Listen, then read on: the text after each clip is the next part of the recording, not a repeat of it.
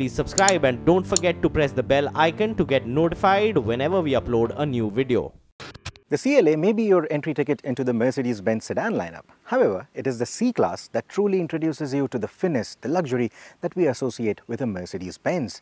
It is no surprise then that the C-Class model line has been a highly successful one.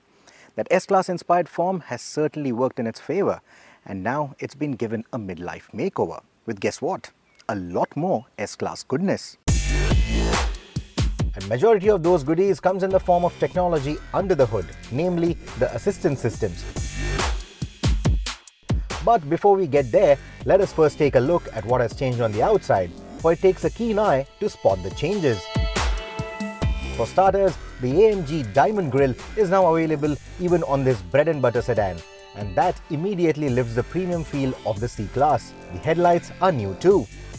The headlamps on the updated C-Class that you will see with a more complex detailing are actually the lower spec LED setup, whereas this, the simpler design, is made up of the multi-beam LED setup which has 84 LEDs which can be individually turned on or off or rotated to brighten up various road elements without really dazzling the other road users. The multi-beam LED headlamps can see up to 650 meters in front, which is a big deal. At the back, the tail lights have been given a slightly more angular design, and I believe that it looks a bit out of place on the otherwise curvaceous design of the car. The car that you see here is done up in a lovely shade of matte grey, and I really hope Mercedes-Benz brings it to India too. Step in and you will be welcomed by the flowing design of the C-Class, which looks so fresh and appealing even today. It is no surprise then that Mercedes-Benz haven't really played around too much with it, save for the new steering wheel design inspired by the S-Class and a larger 10.25-inch infotainment screen with a newer Command 5.5 operating system. The instrumentation is all digital too and 12.5 inches in size. If you're wondering why this car doesn't have the two seamless screens like the ones that you see in the S-Class, or why it doesn't have the MBUX touchscreen infotainment system that debuted with the A-Class, that's simply because the design and the architectural restrictions of the current generation C-Class.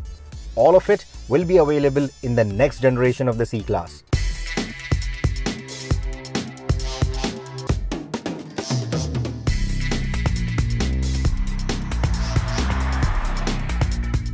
The real S-Class goodies come in the form of the radar guidance technologies like active steering assist, which comprises of the active lane change assist and the active emergency stop assist functions, which can help the car maintain its lane autonomously and can come to a complete halt all by itself if it detects an impending collision.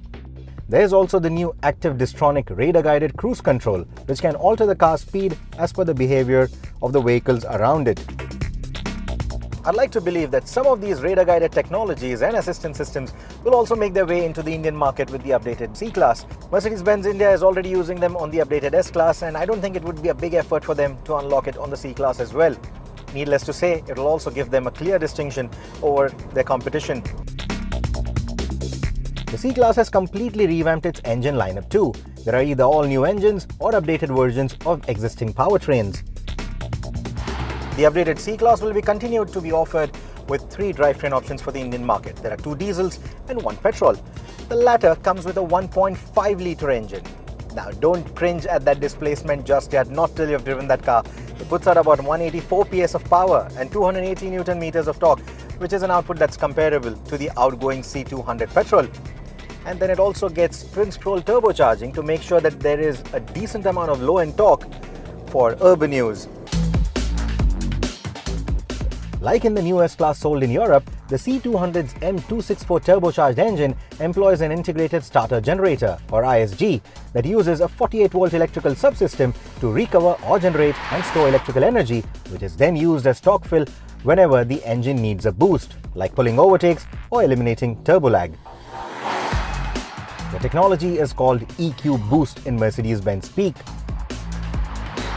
Mercedes-Benz is still undecided on whether this technology or this engine will make it to India, but if they do, they will replace the current C200 petrol. The range topper for the regular C-Class sedan is going to be the C300D. It replaces the C250 and it uses a new 1950cc or a 2-litre 4-cylinder turbo diesel engine. It belongs to the new OM654 family. So if all these numbers and jargon sounds familiar to you, it's essentially the same engine that powers the E-Class, the E-Class All-Terrain. In the C300D, it puts out about 245 PS of power, which is a big 40 PS jump over the C250. The torque still remains the same, 500 Newton meters, comes in at the same 1600 RPM. So driving in the city is not a problem at all. Driving in the highway is not a problem at all either. In fact, from the word go, it feels a lot more eager, a lot sprightlier than the C250, which is a good thing. All the new engines come mated to the 9G-tronic 9-speed transmission, and in the 300D, it responds quickly to park throttle but takes a breather before dropping a gear when you step on the pedal. While hitting the twisties with this car in the mood for spirited driving, the paddle shifters are your best friends.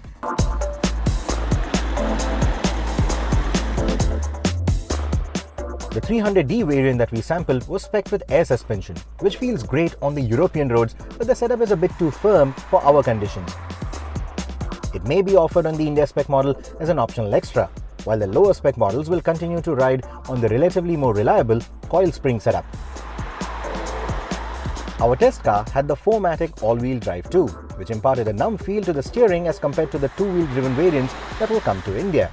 Speaking of which, the updated C-Class is headed to India by October 2018.